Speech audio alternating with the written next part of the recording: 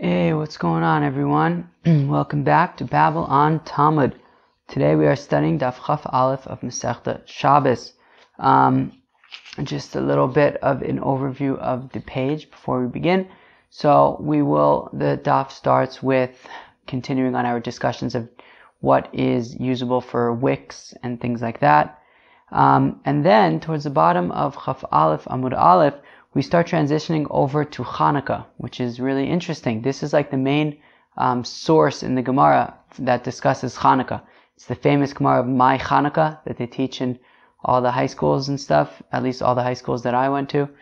And we're going to get to things like what wicks and oils can you use for Hannukah menorah? What is the time that you should light your Hannukah menorah? How many candles do you light? The famous machlokas between Beis Shammai and Beis Hillel. Do you start with 8 or do you start with 1? Where do you put your menorah? And then, of course, the discussion of my Hannukah itself. What is Hannukah? So this all lays ahead of us in this very exciting daf. So without further ado, we are going to start on the first line of Chaf Aleph Amud Aleph. Tanu Rabbanan, the rabbis taught, Kol elu sha'armu ein madlikin ba'en b'Shabbos, aval osin mein medura bein l'schamim kenegda bein l'shtamish le'ora. Ben agabe karka, ben agabe kira. Wow. Okay. Okay. Wow. Let's break that up into smaller chunks. Tanu Rabbanan, the rabbis taught, Kol elu sha'amru ein madlikin ba'en b'Shabbos. So all of these wicks that we said in the Mishnah that ein madlikin bo, right? That you're not allowed to use, right? Like ein madlikin lo belechesh, lo bechosim, lo bechalach, etc., etc., etc. So you're not allowed to use them for Shabbos candles. Okay. Haval osin mein medura. But you can use them, I assume what it means is that you can use them on Erev Shabbos to make like a bonfire, bein l'schamim kenegda, bein l'shtamish le'ora, right? Whether you want to use that bonfire as a source of heat in the winter, right? Or whether you want to use it as a source of light, because it's going to be dark out. It's fine. You can use any wicks you would like for that. Ben agabe karka, ben agabe kira. Whether you're making this bonfire on the ground, whether you're making it in an oven, I mean, who really cares? The only thing that you're not allowed to do with these wicks is that you can't use them for Shabbos candles. Okay, very good. Very good. Maybe there was some Havamina, I guess, that like if these wicks aren't good for Shabbos candles because they're going to flicker or whatever it might be, so maybe then it would be a problem also just like for bonfires, because maybe there would be concerns, but the Gemara says no. Make your bonfires for light and heat out of whatever you want. V'lo b'shemen kik. Okay, so we said that you're not allowed to use shemen kik. Now we defined shemen kik, if I can only find that definition. Shemen kik was castor oil. Castor is some kind of a plant, and it has oil, and that's shemen kik, and you can't use it. But the Gemara doesn't know that yet. My shemen kik. What is shemen kik? Amar Shmuel, shiltinu l'chon achusa yama. Oh, so Shmuel said, I asked all of the seafarers, right? All of those people who go down to the sea, and my assumption was that it is talking about the Euphrates River, but they would probably use the Euphrates River to go out down through the Persian Gulf, was it? Or some Gulf. I think maybe the Persian Gulf. And then to the rest of the world, I guess. Okay. And these seafarers told me that there's a certain bird in the cities of the sea, and its name is kik. And somehow they make oil from birds. How do they make oil from birds? Maybe they're like certain fats and intestines and stuff that they would use for an oil, I guess. Okay. Rav Yitzchak Breda of Yehuda Amar, says the holy Rav Yitzchak Breda of Yehuda, Mishcha de Kaza. It's cotton oil. Okay. Rish Lakish Amar kikayon diona. Oh. So Rish Lakish says that it is the kikayon that is referenced in the book of Jonah, right? That Jonah sat under this, the shade of a kikayon tree. Okay, fine. Amar Rabba Chana, the didi chazili kikayon diona. So Rabba Chana said, I've seen a kikayon diona. Now, Rabba Chana was an interesting guy. Anybody who's learned the Kutei Moharan, who's learned, the first like 15 Torahs in the Kutei Moharan, or maybe 20, something like that, they all they're all fit into like a different story of Rabbi Bar Chana seeing some crazy stuff. I think it's in Baba Basra. So anyways, so Rabbi Bar Chana, of course, said that he's seen this kikayon of Yonah, how did I define this? This castor plant of Jonah. V'litzluliva dami, and it is similar to a ricinus tree, okay? Umiduvshak rave, and they grow in these swamps. Ve'al pumchenvasa madlan yase, and you hang these plants, probably the leaves of them, in the entrance to your store. Umipartziduhi avde mishcha, and umipartzidoi avde mishcha, from its seeds, from its pits, they make oil. Umianpoi, and in its branches, in its shade, naichon kolbrichi de mayrava, so all of the sick people of Israel would rest in the shade of this kikayon tree. Interesting. Okay, weiter. Amar Rabba, said Rabba, Psilos sha'amru chachamim im madlikin boin b'Shabbos mipnei sha'or misachseches boin. So these wicks that the chachamim said you cannot use them, how come? How come you can't use them as wicks? It's because the flame flickers on them. The flame flickers on them. And therefore you can't, it's not a good light. Does Rashi say anything about that? Says Rashi, Misachseches kimin sakin pigumash misachseches b'basar. Okay, fine. Says she'ein or zakuf v'noach b'makum echad. Right? It's okay. Beseder. He's explaining what flickering is, but I guess that maybe the point is that you need the whole point. I don't remember where this comes up. Right? There's like that idea that the point of Shabbos candles is for shalom bayis, so you'll be able to see. Right? Anyways, and if it's flickering, I guess it's not really a pleasant light. Yeah, we're going to have to learn more about this Shabbos candle stuff, because I still don't know where it comes from. Okay, fine. So these wicks that you can't use for Shabbos candles, it's because the flame flickers. Fine.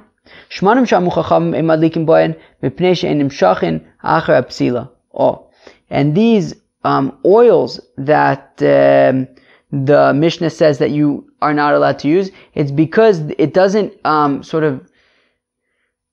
it's not drawn after the wick, meaning it doesn't, I guess, like oil absorbs well into the wick and then the flame can keep on, feeding off of the oil, whereas all of these other oils that you're not allowed to use, they don't interact very nicely with the wick. Okay, fine, very good. But Abai, oh, okay. So now Abai asks a kasha from Rabba. What's his kasha?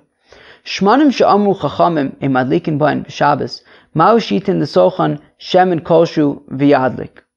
Abai says, okay, so we have a whole list of these oils that you're not allowed to use for Shabbos candles. However, what if you use those oils that you're not allowed to use, but you add a little bit of oil that you are allowed to use, like let's say like olive oil, and that, I guess, apparently rectifies the technical issues with those other oils, meaning the problem with those other oils is that they don't, absorb well into the wick.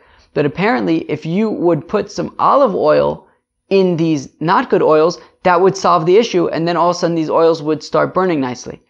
So Abai wants to know, what if you do that? What if you take some of these oils that don't burn nicely, you add and therefore you're not allowed to use them, but then you add a little bit of olive oil, fixes the problem, they now burn just fine.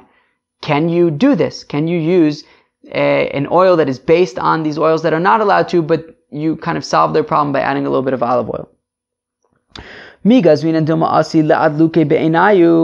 Do we say, no, you're still not allowed to use it, because we're concerned that then you might end up just using the oils themselves without adding good oil, without adding something like olive oil, and that would not work. So to avoid a situation where you might think, oh, okay, what's the difference if I put in olive oil or if I don't to make it okay? I'll just use these pasul oils alone, and that would be a problem. So therefore we say you can't even use it when you add olive oil. Oh, no. Or maybe we don't make that gzera, and maybe we'll say, oh, good solution. Add some olive oil, and then these bad oils will burn just fine. Shalom Yisrael. So Rabbi says, nope, can't do it.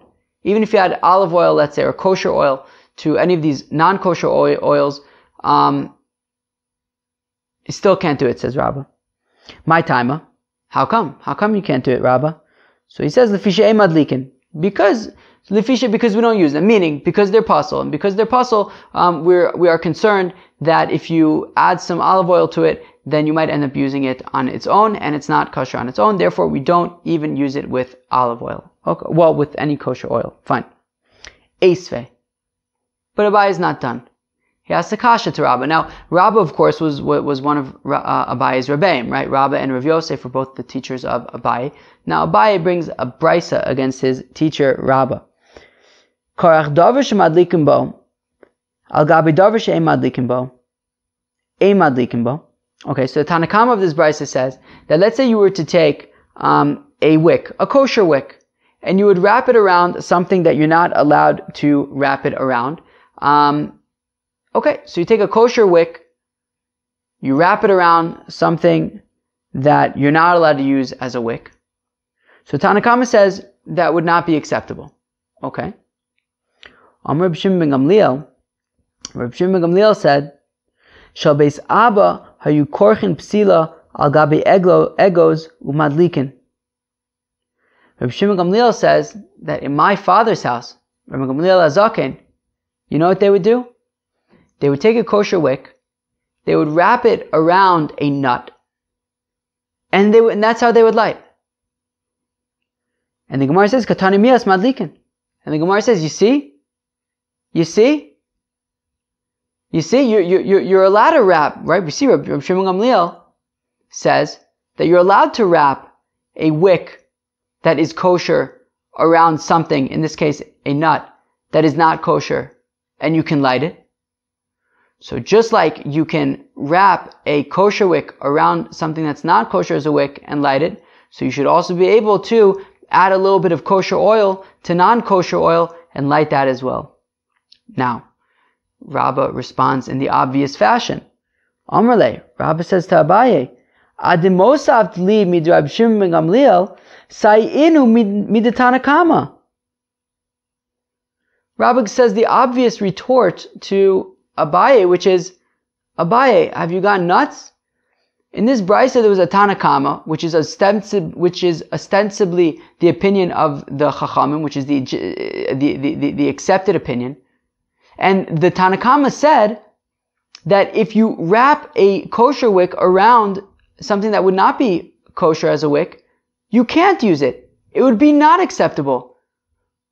Why are you bringing Reb Shimon ben Gamliel, who says that you are allowed to wrap a wick, a kosher wick, around a nut? Why are you bringing that as a proof against me? Obviously, we're going to say, Yachid v'Ravim, Alachik Rabim. Obviously, we're going to hold like the Tanakama. So why would you think that bringing a proof from Reb Shimon ben Gamliel would be an appropriate question on me? When the Tanakama seems to say exactly like me that you would not be allowed to use a kosher wick wrapped around a non-kosher wick, and therefore it would follow that you would not be allowed to add kosher oil to non-kosher oil. So Abaye says, that is not going to work, Rabbah. Halo kasha maisei Rav. Abaye says, yeah, but the thing is, Rabbi Shimon ben Gamliel was not simply disagreeing with the Tanakama. He was not simply saying that while the Tanakama holds that you wouldn't be allowed to wrap a kosher wick around a non-kosher wick, and Rabbi Shimon ben Gamliel is not simply disagreeing and saying, yes, you can wrap a wick around a non-kosher wick. No, he's not saying that. He's saying a story. He's saying a fact. He's saying, in my father's house, Rabbi Gamliel Azaken, they would wrap a kosher wick around a nut, and they would light that. So Tanakama, KO, right? Game over. Don't think that you can get away with saying that you're not allowed to wrap a kosher wick around a non-kosher wick, because my father, Rabbi Gamliel Azaken, he wrapped a kosher wick around the nut, and that's how he would light. So, end of the story. Of course, you are allowed to wrap a kosher wick around something that you're not allowed to light with, and it would be kosher. And zeu, and that's going to be the halacha. That's what is Maisel story. Maisel Rav. We actually have an actual story from a great Rav in which he said that it was kosher, and that's why in this case, Reb Shimon Gamliel's opinion is more valid than the Hannukah's opinion. Okay, so Mikol Makom Kasha. So now we actually have a question on Rabbah. How could Rabbah say that you're not allowed to add a little bit of oil, of kosher oil to pasul oil, when we see that you are allowed to wrap a kosher wick around a nut, around something that you're not allowed to light with? My love, lahadlik, and mistama, Rabbi Gamliel was lighting everything. He was lighting the wick, he was lighting the nut, right? And therefore we're seeing that, as long as the non-kosher wick was wrapped by a kosher wick, it would be no problem. And here also, as long as you have some kosher oil with the non-kosher oil, should be no problem. Lo, lakpos. The Gemara answers no. Rabbi Gamliel was not lighting the nut. The nut was just so that it would float on the oil. If you just put a wick right directly into oil, it would fall to the bottom and you wouldn't really be able to use it. He would wrap the kosher wick around the nut so that it would float in the oil, but he wouldn't light the nut. Lighting the nut would not be okay. And therefore, Rabbah maintains his opinion that if you want to think that you can actually light the pasul oil because you add a little bit of kosher oil, no chance. But ilahakbos my time in the Hannukah. But one second, Rabbah. If the nut was really only there just so that the wick wouldn't float to the bottom of the oil, well then, wouldn't sink to the bottom of the oil, well then, what's the Hannukah's problem, right? The Hannukah says that you would not be allowed to wrap this wick around this nut and light that. But if we're just talking about where the nut is to make it float, what's his problem? So the Gemara answers, Kula Reb Shimon Gamliel he v'chasuri mechzer v'achi katane. No, the entire brisa, there's no Hannukah in Reb Shimon Gamliel. Nonsense. It's all Reb Shimon ben Gamliel. And it's just missing a few words, and this is how you need to learn the brisa. Karach davar shemadlikin bo al gabi davar she'ein madlikin bo. If you would wrap something that you're allowed to light with around something that you are not allowed to light with, ein madlikin bo. You're not allowed to light with that configuration, right? When you wrap a kosher wick around something that you're not allowed to light with, right? Like something that would be non-kosher as a wick, no good. But by medvar mamurim.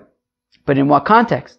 Lehadlik, that's only if you're planning to light the whole thing, to light both the kosher wick as well as the part that you're not allowed to use as a wick. That's not going to work. Havalahakpos, but if the thing that you're not allowed to light with, in our case that we've been using, the nut, it's just so that the wick floats on the oil and doesn't sink, well in that case, mutter, in that case, it would be permissible. Sh'Rabban Shimon ben Gamliel Omer, because Rabbi Shimon ben Gamliel says, Shabes Abba ayu korchen psila agabi egos, because Rabbi Shimon ben Gamliel said that in my father's house, they would wrap a wick around a nut so that the wick would float in the oil and not sink, but they wouldn't actually light the nut. And therefore, in Rabbah's case, Rabbah's opinion that if you would add some kosher oil to a bunch of non-kosher oil, it would not work. That is in line with this brisa as well, where they would agree that if you were planning to light the nut, then it would not work either. Okay. But Ini, is that really so? Is that really so? That if you add some kosher oil to the non-kosher oil, it would not work?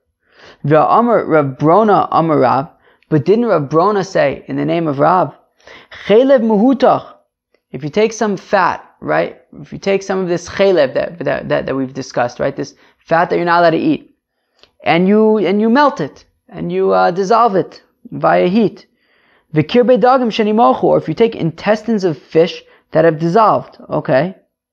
So Adam nosein lisocho shemen kolshu madlik. So then you can just add a little bit of olive oil, of kosher oil to it, and then you can light it. So while we said in the Mishnah, right, there was a machlokes between Nachum Amadi and the Chacham, right? The Chacham said, Echad uvushel ve'echad she'einu uvushel ein madlikin bo. It doesn't matter if you've cooked it, it doesn't matter if you've dissolved it or not. It's still going to be no good. So therefore we know that chelev mehutach, this chelev that's been melted down, we know that it wouldn't work. And yet, Rav seems to be saying, all you need to do is add a little bit of kosher oil, and then you can use it. So Rabbah, doesn't that seem to be saying that if you use a non-kosher oil and add a little bit of kosher oil, then it would work? So Rabbah would answer, Hane mimshche be'enayu, v'hane lo mimshche be'enayu. So Rabbah says, yeah, but there's a difference. All of these oils that are puzzle, such as shemen kik and shemen sreifa and all these things, it's because they don't work on their own. They're not good oils. They're not mamshich, right? If they were good oils, then they would be kosher. The whole point is that these oils, they don't absorb well in the wick. They aren't good oils to use. Therefore, they're no good. But something like, cooked chalev, this cooked fat, or these dissolved intestines, they actually are a good oil. In theory, there's really no reason why they shouldn't work. But v'gazu rabbanon al chalev mehutach mishum chalev she'eno mehutach.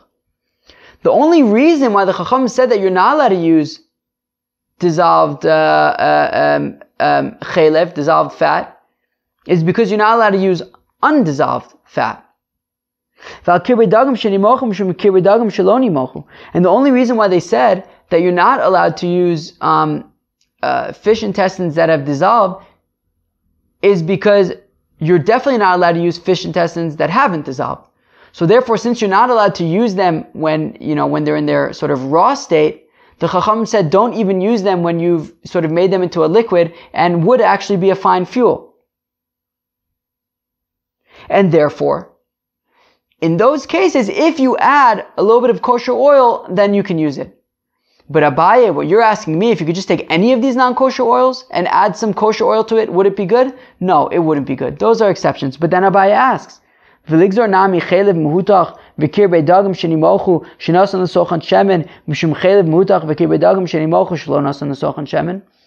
But then Abaye says, yeah, but then why don't you make the gezerah, or why don't you extend the gezerah as well? Meaning, how come Rav is saying that if you use this chalev that's been, cooked down, or these fish intestines that have been dissolved, if you add a little bit of olive oil, then it works.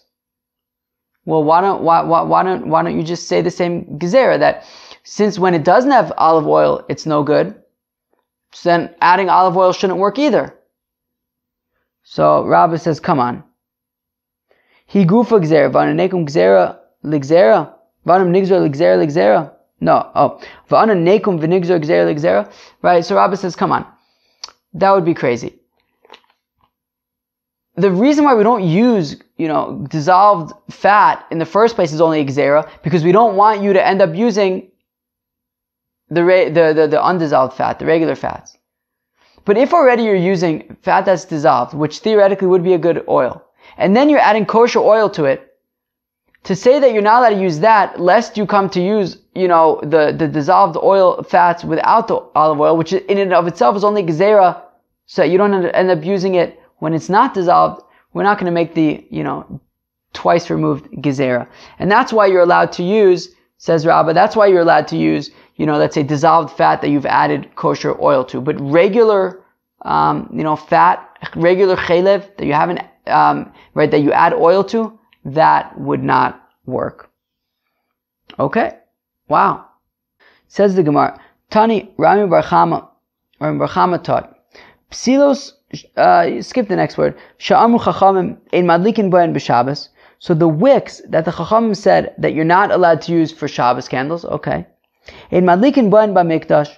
Well, you're also not allowed to use them in the Beis HaMikdash for the menorah in the Beis HaMikdash. Mishum shenemar, as the pasuk says, Lahalos ner tamid. Because you have to raise up a ner tamid. Okay. Hutani la v'hu amar la, and then Rami Bar Chama continued to explain what he means. That you need to ensure that the flame is able to go up and stand up on its own without needing help from any other source, right? When you kindle the menorah, you have to kindle it until it's standing on its own.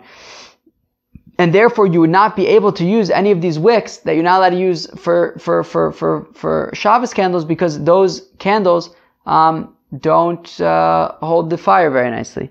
They flicker, and they're going to need support from outside. And therefore, that's how we know that anything that you can't use for Shabbos candles, you can't use in the Beis HaMikdash either. Tanan. 1 second, we have a kasha. Mibloi michnasei kohanim umehem yoneim hayu mafkiin umehen madlikin. It says in the context of the Simchas Beis HaShoeva, what was the Simchas Beis HaShoeva? That on Sukkot, right, they would do the Nisuch Hamayim, they would draw water, and they would pour it into the Mizbeach. There was a special hole in the Mizbeach where they would do water libations on Sukkot, and it was a whole party over there. The Gemara in Sukkot describes all the festivities that they would do there. And it says over there that Mibloi Michnasei Kohanim, that from the worn out pants of the Kohanim, right? They had 4 Kohen hedyotes. They had 4 garments. They had Michnasayim, right, which was like pants, I guess. The Avnei, which was the belt. They had the Mitznefes, which was the cap, and then they had the Kutonet, which was the what's it called? Tunic. Okay?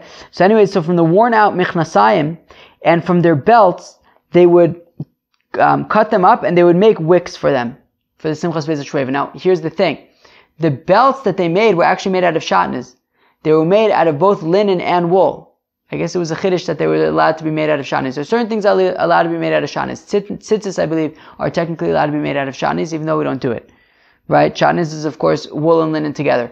So we had said yesterday, right, that, Hosifu alein shel tzemer v'shel se'ar, right, that they added on to the wicks that are not allowed in the Mishnah, they added on wicks made out of wool and wicks made out of hair. So we see that you would not be allowed to use wicks made out of wool, and yet we seem to be saying that by the Simchas Beis HaShoeva they would use the worn out belts which had wool in them for wicks.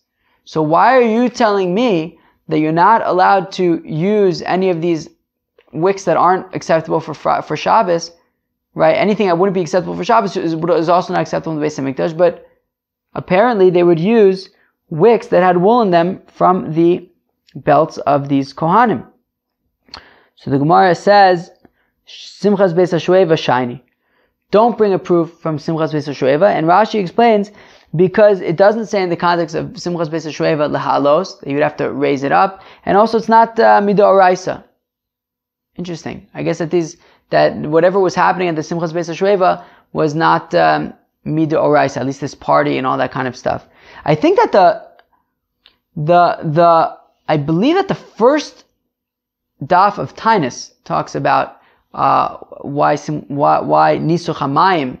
I think it talks there why Nisuch Hamayim is midoraisa, but maybe this whole party and all that other stuff, all the meta stuff, wasn't midoraisa. Okay, fine.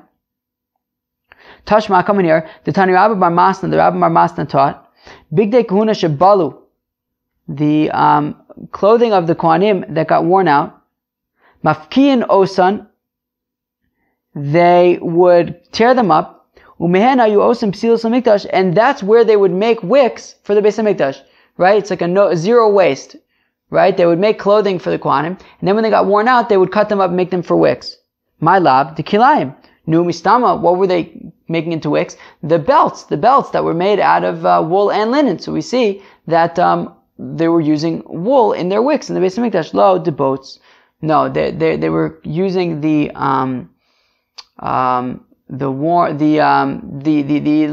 linen garments, and that's what they were using for wicks. But they wouldn't use wool because it doesn't burn nicely.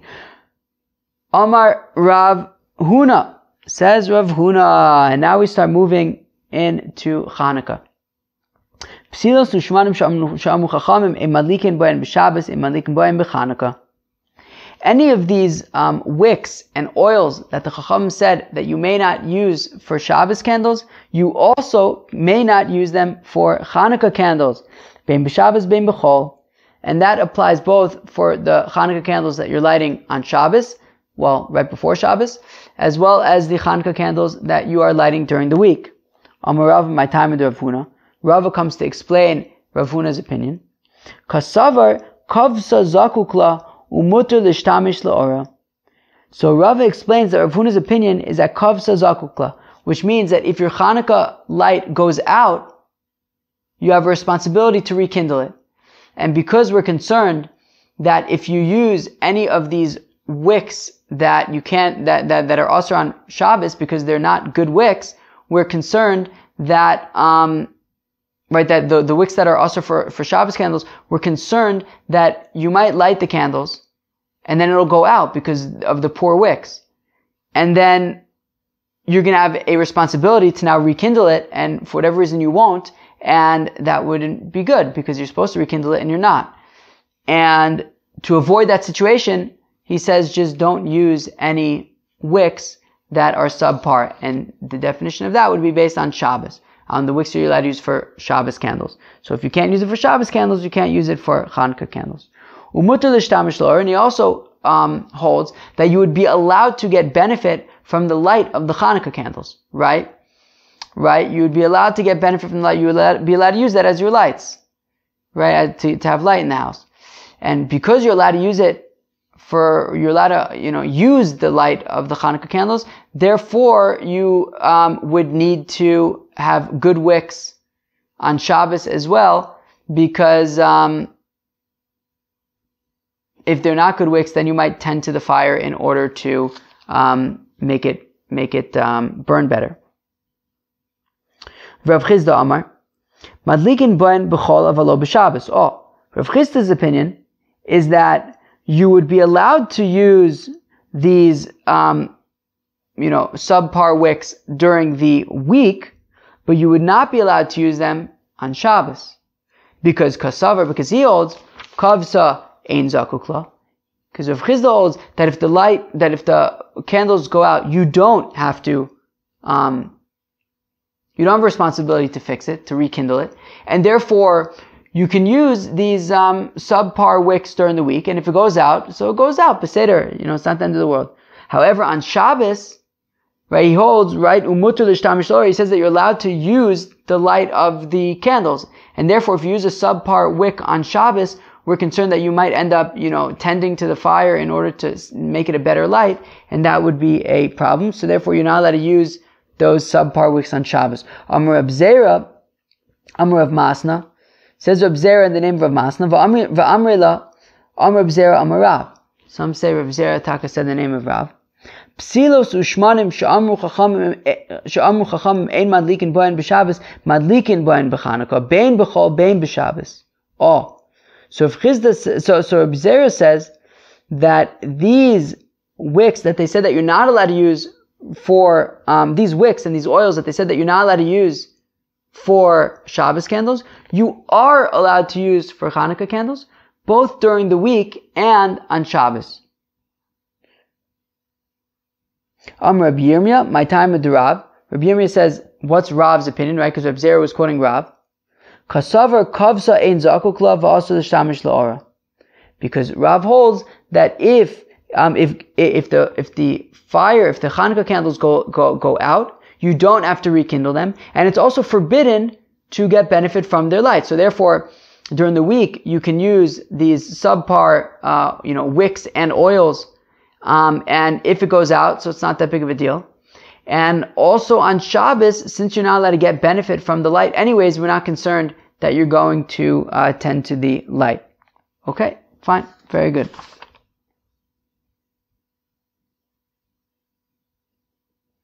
Fine. Weiter.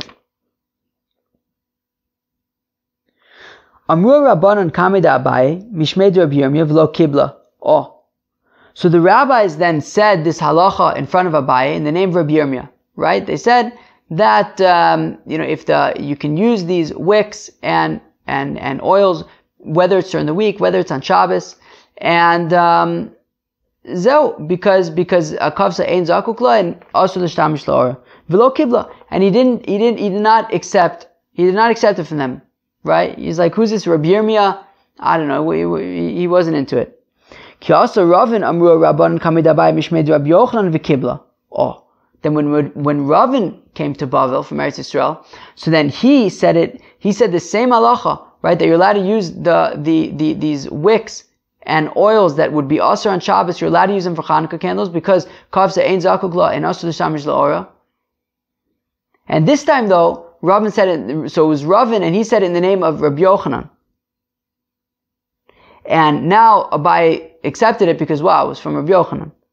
And then he said, Omar izakoi gamirte lishmaite meikar. And he said, if I would have merited, I just would have listened the first time I heard it when it was said to me in the name of Rabbi Yirmiyah. Vel gamra. Why does Abai care? At the end of the day, the important thing is, he learned the halacha. Even if he missed it the first time around in the name of Rabbi Yirmiyah, he caught it the second time around in the name of Rabbi Yochanan. So who cares? So the nafkamina, the girsa de yankisa. The nafkamina is because, right, this is like one of those phrases, girsa de yankisa, right? What you learn when you're younger, when you're yankusa, when you're like, I guess like yonek, like when you're nursing, meaning when you're younger, the girsa, the text, what you learn when you're younger, you remember it better. So Abaye says, yeah, sure, I got it again later, but I would have known it better and remembered it better if I would have just learned it when I was younger, when it was told to me in the name of Rabbi Yirmiyah. Oh.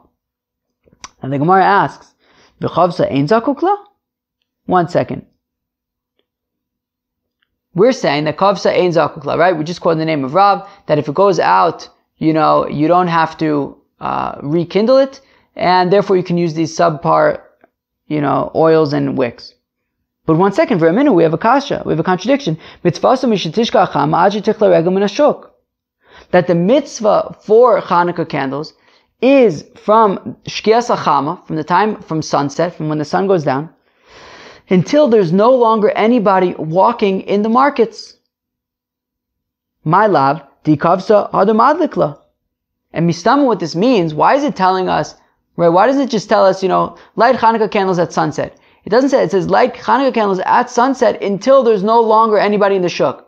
That sounds like that if throughout that period the Hannukah candles would go out, you would have to rekindle them, no? Lo. Di lo adlik madlik v'inam l'shiura. No, the Gemara gives two other possibilities. Which one is that no, all it's saying is that the window that you have to light Hannukah candles begins at sunset and continues all the way until there's no longer anybody out in the market. And if you haven't yet lit, so then light. V'inami the shiura. Or for how much oil do you have to put in? Do you have to put enough oil for like 1 minute and then it'll just go out in a minute? How much oil do you have to put in? So the amount of oil you have to put in is the amount of enough oil that it would stay burning for the amount of time that would be between sunset and nobody left in the shuk anymore. Okay, fine. What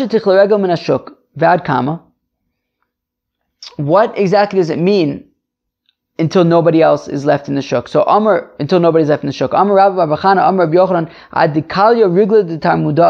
Oh. So it says Rabbi Bar Bachana, the name of Rabbi Yochanan, until the Tarmudai are gone. Who are the Tarmudai? Tarmudai are these people who would they would gather together wood and then they would sell the wood in the market. And when the business day was over, people would go home and they would realize, oh no, I'm out of wood. I need wood for my fire. So they would go back out to the market and they would buy from these people. So so these people would stick around in the market for a while, until everybody who needs wood bought wood. So once those people are gone, then it's already too late to light Hannukah candles, but the window would be from Shkias HaChama until those guys are gone. Tana Rabbanan, the rabbis taught, Mitzvahs Hannukah ner ish uveso. Oh, what is the mitzvah of lighting Hannukah candles? The mitzvah of lighting Hannukah candles is that 1 candle per household. That's what it is. The mitzvah of Hannukah is that in each household, each night, there should be 1 candle lit. V'amahadrin. But the people who are mahadrin, the people who really care about mitzvahs, and they try to do mitzvahs as best as they can, as beautifully as they can, ner l'chol echad ve'echad. So what they do is every single person in the household lights 1 candle every single night. V'amahadrin ben amahadrin. What about those who are mamish mahadrin min mahadrin? They try to do the mitzvahs in the best possible way. So now we get to the machlokas Beis Shammai and Beis Hillel. Beis Shammai omrim Yom Rishon madlik shmone mikan ve'elach poches v'holech. So Beis Shammai says, well, on day 1 you light 8 candles, and then every single day you decrease by 1 candle. So day 1 is 8, day 2 is 7, and then so on and so forth until you get to 1. Beis Hillel omrim, which is like what we do, Yom Rishon madlik achas mikan ve'elach mosif v'holech. That on the first day, the first night of Hannukah, you light 1 candle, and then you add 1 more candle every single night for the rest of Hannukah until you get to 8 candles on the final night. Omer Ula, Pligi Batrea Morai b'mai Rava. And Ula says that in explaining the machlokas between Beis Shammai and Beis Hillel, there is a machlokas between 2 Amoraim in Eretz Yisrael, and they are Rabbi Yossi bar Oven, Rabbi Yossi bar Zvida. Chad Omar Taima de Beis Shammai Kneged Yom Manechnasin.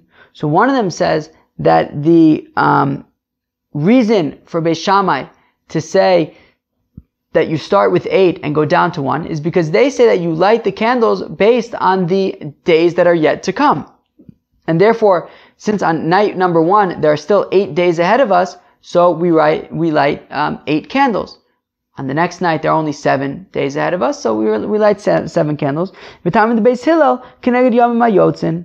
And Beis Hillel's opinion is that you light the Hannukah candles based on the days that are going out, right? So meaning, so on day 1, you basically, and as Rashi says, that day is included. So Kilu, on day 1, it's Kilu, we have 1 candle because it's like we're done with 1 day. Then on day 2, where, this is day number 2, and we're basically lighting based on the days that we're putting behind us. Okay? V'chad Amar, and then the other explanation for the machlokas between Beis Shammai and Beis Hillel is Taima de Beis Shammai Kneged Parei Achag, that the reason for Beis Shammai saying that you go down, starting at 8 and going down to 1, is like the oxen, like the parim that we would, or maybe cows, that we would offer on Sukkot, right? On Sukkot, we would offer on day 1 of Sukkot 13 parim, on day 2, 12 parim, day 3, 11, and so on and so forth until the last day of Sukkot. We would start from 13 and go down to, I guess that's 7, right? 13, 12, 11, 10, 9, 8, 7. And therefore, since we go down when it comes to the parim in the korbanos of Musaf of Sukkot, we also go down for the Hannukah candles starting at 8 and going down to 1. And the reason for Beis Hillel that we start with 1 and we go up to 8 is because we go up in holiness, we don't go down in holiness. And therefore, we'd prefer to start at 1 and move up to 8 rather than start at 8 and move down to 1. Amar Rabbi Bar Chana Amar Rabbi Yochanan, said Rabbi Bar Chana then Rabbi Yochanan, Shnei Zkenim Ayu B'Tzidan, there were 2 elders in the place called Tzidan. Echad also keBeis Shammai v'echad also kedivei Beis Hillel. One of them did like Beis Shammai, the other one did like Beis Hillel. Zen nosin tam ledvarav keneged parei achag, v'zen nosin tam ledvarav d'maylim b'kodesh ve'moridin. One of these elders explained that he was doing like Beis Shammai keneged the parei achag that went down in their numbers, and the other one said, I'm doing like Beis Hillel that ma'alim b'kodesh ve'moridin. So it would sound like they were assuming like whichever of the 2 Amoraim that explained the machlokas Beis Shammai and Beis Hillel in that way, that Beis Shammai was saying Keneged Parei Achag and Beis Hillel was saying Malim B'Kodesh Ve'Moridin. Tanu Rabbanan, the rabbis taught, Ner Hannukah mitzvah lanicha al Pesach beiso mibachutz. That the Hannukah menorah, you put it outside of the entrance to your home. Now Rashi points out that their homes were in yards, were in chatzeros, as we know at this point. So they would put it outside of their front door of their home, but it was still inside of their chatzer. Okay. Now, im hayadar ba'aliyah, what if you don't live on a first floor and you don't have access to the chatzer? So then manicha b'chalon asmucha l'shusarabim. So then light it in your, apartment, whatever floor you're on, and just light it by the window so that anybody in Rosh Hashanah would be able to see it. Okay? But what if there is a sakana? What if it's a dangerous time? So then you can just leave it on your table and that would be enough, even though nobody would be able to see it from outside. Since it's dangerous, it's okay. Omar Rava, Rava says you need a shamish, right? You need an additional candle, right? So that you can, use its light, right? Meaning, if you'd only have the Hannukah candles, well, you wouldn't be allowed to get hana, you wouldn't be allowed to, get any benefit and use the light of the Hannukah candles for your own purpose. So therefore, you add an additional candle, and then it's keilu you're getting, your light is coming from that additional candle, and that's what you're getting benefit from. But if in your house you have like a bonfire and you're getting light from that bonfire, well then you don't need to add an additional candle to your Hannukah menorah, because any light benefits you're getting are from the bonfire anyways. But what if he's an important person, and important persons people don't usually light big bonfires, they usually have candelabras to provide light for them, and therefore it might look like, even if there is a, right, even if there is a bonfire, they would still need a additional candle on the menorah, because it wouldn't be clear that he's getting enough from the bonfire, because this person usually gets enough from candelabras, so maybe he's getting benefit from the candelabra, so then you would add a candle anyways to be certain that any benefit that he's getting is not from the menorah, it's from this extra candle. Okay. Now the famous story of Hannukah. The Gemara asks, my Hannukah, what is Hannukah? The Tana Rabbanan, as the rabbis taught, B'chafi b'chislev yomi de Hannukah. Oh, so this is actually quoting Megillas Tainus. We mentioned Megillas Tainus on Daf Yud Gimel Amud Beis, right? We said that it was written by Hananiah ben Chizkiah and his friends. And Megillas Tainus was this book of all of the days that like difficult things happened to us and we were saved from them, and therefore we don't, fast on these days. So in describing Hannukah, it says in Megillas Tainus, in the scroll of the Tainus, B'chafei b'chislev yomei de Hannukah tmanya inun. That on the 25th day of Kislev, of the month of Kislev, there are 8 days of Hannukah. Tulo lemisbed bon, udlo lesanis bon. We don't eulogize during these 8 days, and we do not fast on any of these 8 days. How come? Because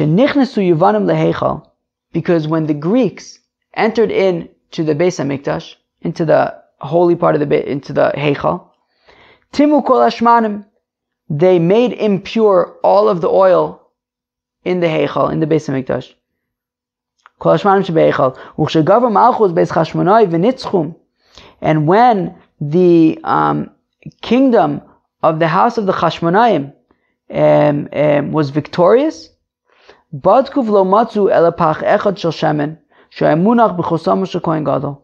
So they checked, and they were only managed to find one jug of oil that still had the seal of the kohen gadol on it, that they were able to be certain that it was pure. The only problem was that there was only enough oil in that jug to last for 1 day's worth of oil for the menorah in the Beis HaMikdash. Naisa bones, and a miracle happened. Vedliku mimenu shmona yamim, and somehow they managed to be able to light from that oil for all 8 days, even though there was only enough for 1 day. Somehow they managed to.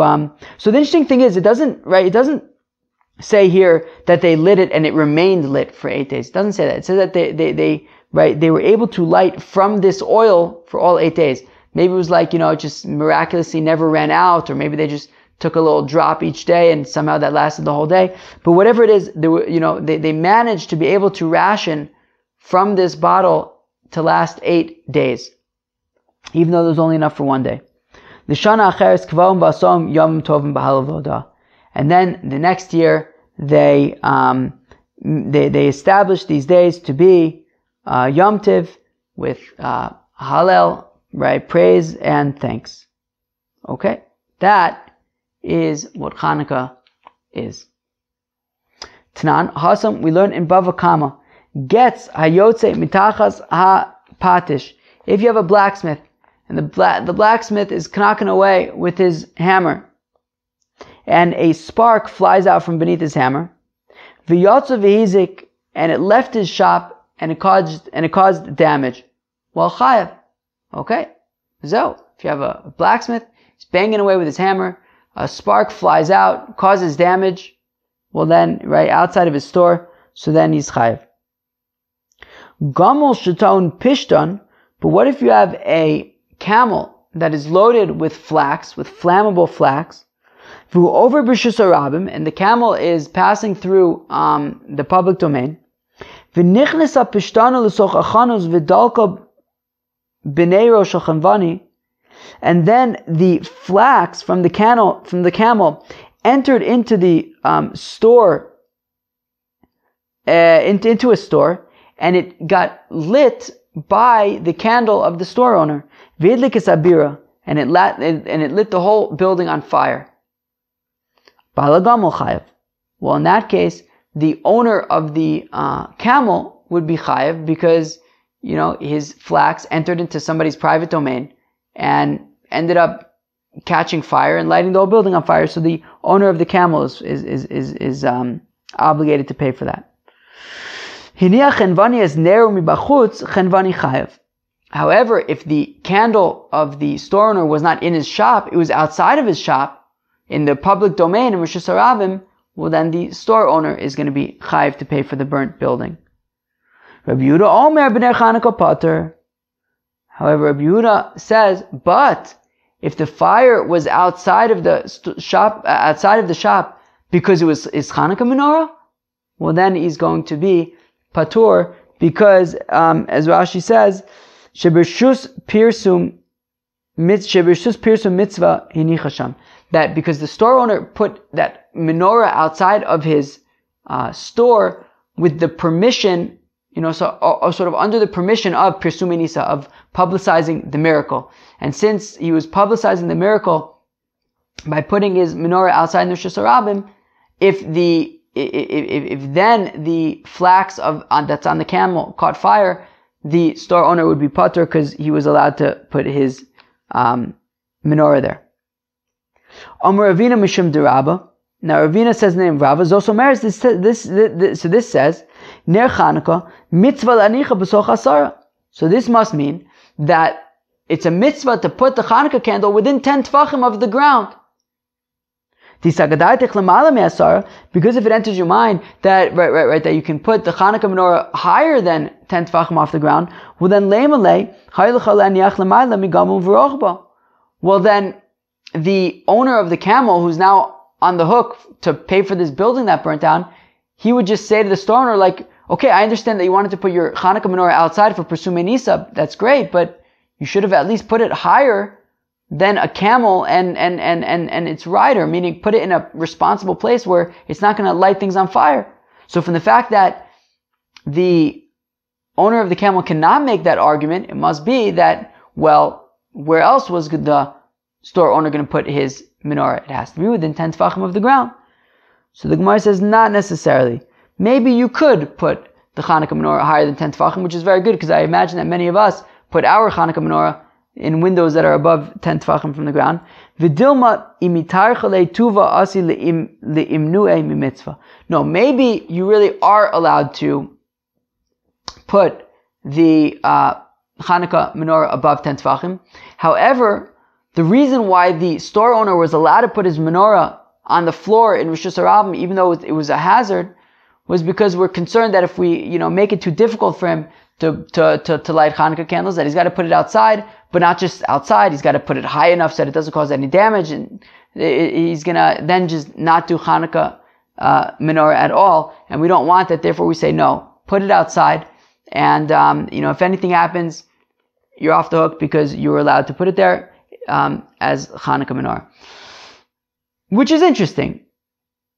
That kilu, there's a mitzvah and we're saying, we're concerned that, well, maybe if we make it too complicated, we're not going to do the mitzvah. What do you mean? If there's a mitzvah, there's a mitzvah. Like, I don't think that we're usually concerned. Well, if we make the mitzvah too complicated, people are going to do it. Who cares? It's their fault. Like, they have a mitzvah to do. They have to do the mitzvah. What do you want? Even if it's complicated. There's lots of complicated mitzvahs. We're learning Masechta Shabbos now. There's lots of complicated stuff. So it's interesting. But in any event, okay, that seems to be the halacha. That you don't necessarily have to put it within 10 tvachim. But if you put it within 10 tvachim, that's totally fine. Great. So now a recap of what we learned today. So the first Amud, most of it was really dedicated to continuing to define what are kosher wicks, kosher oils. Can you use a oil that wouldn't be okay if you add oil that is kosher, right? Things like that. Can you use these pasul wicks in the Beis Hamikdash? And then we shift over already to Hannukah. Right, which wicks are we allowed to use for Hannukah? Right, the wicks that are pasul on Shabbos, can you use them on Hannukah? And we saw 3 different opinions about if you can use them during the week or if you can use them on Shabbos. We got into what is the time that you should be lighting Hannukah candles. That is from Shkias Achama until there are no longer people in the shuk anymore. How many candles do you light? The machlokas between Beis Shammai and Beis Hillel. Beis Hillel says you start at 1 and you go up to 8. Beis Shammai says you start at 8 and you go down to 1. That, of course, is only mahadrim and a mahadrim, right? The mitzvah meikar din is really just 1 candle per household. If you want to be mahadrim, then it's 1 candle per person. It's only mahadrim and a mahadrim that we light all these candles for all these people. Then where do you put your menorah? Put it outside of your door. And Hannukah, of course, is the story of the Chashmonaim and the Greeks and the Tamei oil that they were able to use for 8 days, even though there was only enough for 1 day.